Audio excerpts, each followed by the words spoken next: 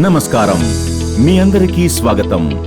ఈ వీడియో యొక్క రెండవ మాడ్యూల్ దాగి ఉన్న రెండు ముప్పులు, సుడిదోమ మరియు కాండం తొలుచు పురుగు. ఇవి ఎలా దెబ్బతీస్తాయో మరియు వాటి నియంత్రణ ఎలా చేయాలో వివరిస్తుంది. ఈ ప్రమాదకర పురుగులపై సమర్థవంతమైన నియంత్రణ గురించి అర్థం చేసుకోవడానికి ఈ మాడ్యూల్లో వరి పంట కీలక దశలో ఉండగా సుడిదోమ మరియు కాండం తొలుచు పురుగు ఎలా కనిపించకుండా దాడి చేస్తాయో అర్థం చేసుకుందాం.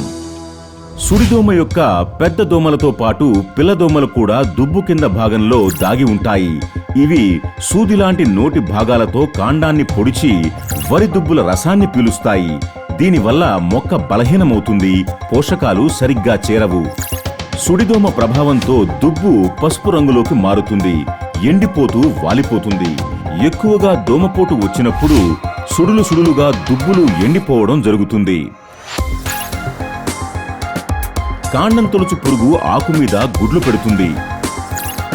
గుడ్ల నుండి వచ్చిన వెంటనే లార్వా ఒక దారంలాగా ఉండే తీగని ఏర్పరచుకుని వేలాడుతూ నీటి మట్టానికి కొంచెం పైన ఉన్న కాండం భాగంలో తొలుచుకొని పోతుంది.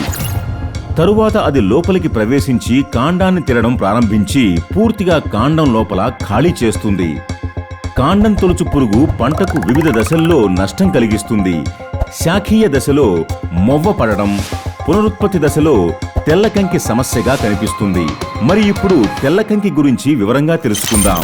ఇప్పటికే మనం ఈ చీడపీడలు ఎలా దాడి చేస్తాయో, అవి ఎలాంటి నష్టం కలిగిస్తాయో చూశాం. తరువాత మాడ్యూల్లో మొవ్వి పెట్టడం మరియు తెల్లకంకి గురించి పూర్తిగా తెలుసుకుందాం.